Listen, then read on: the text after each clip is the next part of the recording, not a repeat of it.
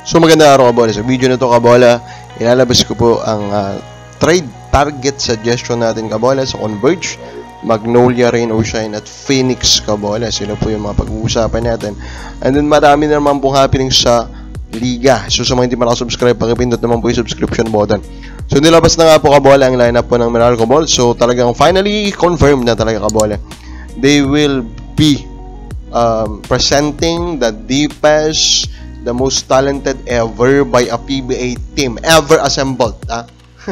I do believe so, kabola, no? I think wala na, kahit ng mga panahong tatlo-tatlo din yung import po, kabola, dito sa PBA, I think overall, no, if you consider po the development of players right now, this is the most talented ever. Pagsamahin mo ba naman, kabola, si Ronde, Hollis Jefferson, si Justin Brownlee, I think arguably top 10 import GOAT, kabola. Of course, Brownlee as debatable argument to be the GOAT import kabola of the PBA. Then meron ka pang Ange Kwame kabola, and then meron pang Israel Romero kabola. 4 imports kabola, 4 foreign players kabola will try to help Meralco Balls together with their local player kabola to finally seal the first ever EASL championship ng isang Philippine ball club, and we will all support this team kabola for them to accomplish this. On the other hand naman kabola, ito na, mukhang official na po yung sale nito pong Northport to Pure Blends, at ang dadalhin po na pangalan ng Pure Blends ay Titan Max kabola. So sa pangalan pa lang kabola, very interesting na kabola. Nung narinig ng iba yung kanila pong supposedly kabola na parang magiging kadugtong ng kanilang pangalan na Giant Risers kabola, ang unang pumasok sa mga isipan ng mga tao ano to parang yung ano mo na, yung katumbas po ng Viagra, ganun po kabola. Pero mukhang hindi naman, pero more of ano daw siya ata, stamina booster or supplemental type daw kalas po ng produkto. So for me, it's a product kabola that is really worth naman kabola of being advertised, and perfect na perfect siya for the PBA kabola. So for me, with this kabola and the reality of what they have been doing, I think I am now leaning on the side that maybe there's a good chance now kabola that they are really not a farm team kabola, especially that we also have heard about the rumor nga itong si Pido Herencio kabola lilipat na nga po tuluyan sa Terra Firma to become their governor kabola. Alam naman natin kabola kung sino po yung Terra Firma chief kabola and sino yung Northport dati kabola.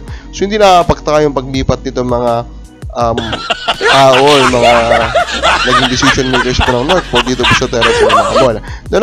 Ang pag-iisipan ngayon dyan kabola, what will happen with Terra Firma? How will they try to do or how they will navigate this season, knowing nga meron na pong rule that the number 1 pick will not be tradable? So will it be worth it for them kabola na mag-tank? Although I think what they can do right now is to tank for the first 2 conference, then trade it maybe their draft pick before the draft is, or the draft order is finally settled. I think that's a possibility that they will try to do.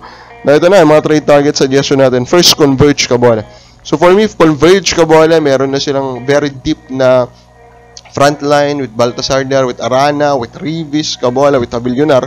I think what they need now is a forward kabola. So yan, I do believe ang kakailanganin po nilang hanapin this season to complete their lineup. For Magnolia Hotshots, for me, I think it should be a center kabola.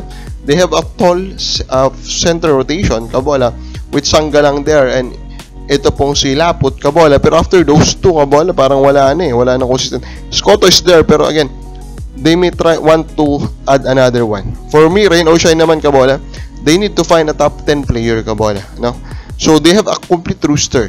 They have size kabola, they have forwards there with Santillan, with Chongson. Of course, they have a very, very loaded guard rotation kabola. What they truly lacking right now is a legit top 10 player. You know, so if they can trade for one, that will be a very good thing for them. For Phoenix naman, they just need to find that young blue chip prospect. Keep adding young blue chip prospect kabola, kasi yan yung mas appropriate sa current timeline po nila kabola. Mga bala, sino dapat yung mga trade target ng mga to? Comment po sa baba.